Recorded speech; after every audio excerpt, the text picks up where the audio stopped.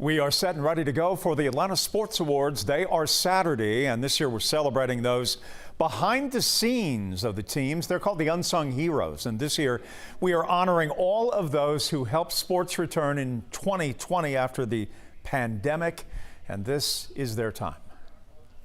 The Unsung Hero Award, sponsored by the Arthur M. Blank Family Foundation. It was an interesting time. It was definitely challenging, but we learned a lot from it too. Initially, there were some cardiac concerns, so working through those. I had to take a critical look with the Department of Health and change our meeting areas, change the way we fed, change the way we hydrated.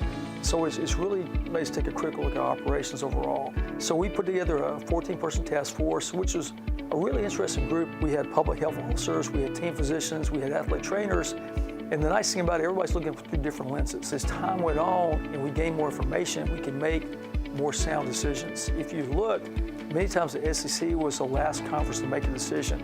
But we wanted to make sure we made that decision with good information. COVID, I was dealing with the injuries, the players down on rehab and that type of thing. I became strictly the COVID kind of police, they called me, and really just trying to make sure we could navigate it and keep guys as safe as possible. It seemed like a full season. I think going into it, a lot of people were doubting that we'd get there.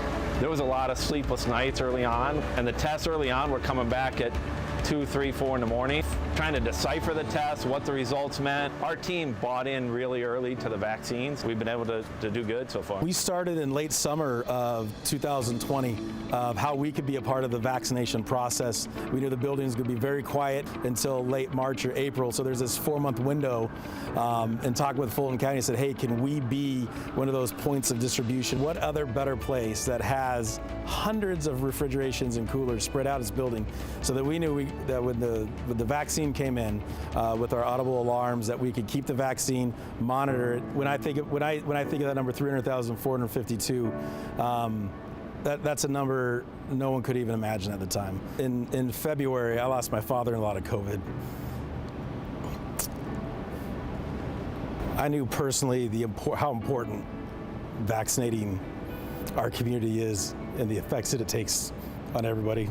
You're going to hear more of their stories during the Atlanta Sports Awards. Again, that's Saturday at 7 p.m. right here on 11 Alive.